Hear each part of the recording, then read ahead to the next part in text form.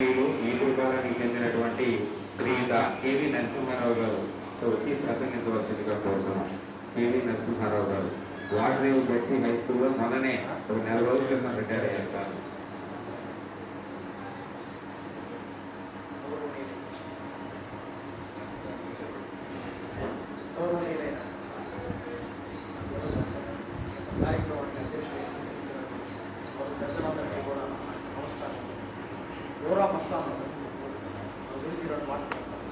నేను స్టూడెంట్గా ఉన్నప్పుడు చీరాల్లో మంత్రి సత్యనారాయణ రాజు గారు ఆయన కలవడం చాలా ఆయన్ని ప్రకృతి చికిత్సాలను పెట్టి ఎంతో ఆయన్ని తీసుకొచ్చి చీరాల్లో ఆర్యవైశ్య కళ్యాణ మండపంలో వారం రోజులు యోగా శిక్షణ ఇచ్చాను.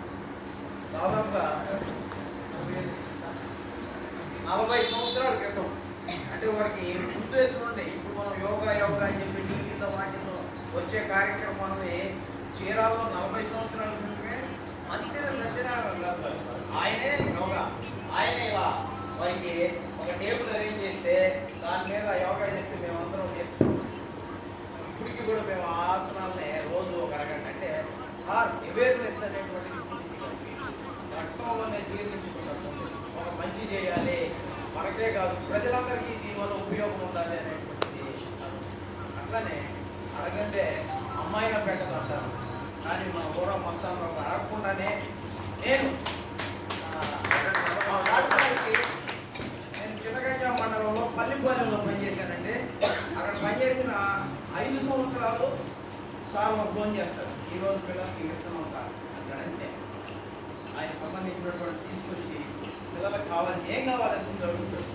పిల్లలకి ఏం కావాలని చెప్తే అది తీసుకొచ్చి అట్లానే గత సంవత్సరం మేము వాడరేవులో ప్రతి నెల ఒక్కొక్క క్లాసు నింపుకొని వాళ్ళకి కావాల్సినటువంటి పుస్తకాలు పెన్సిళ్ళు అన్నీ ఇచ్చాడు.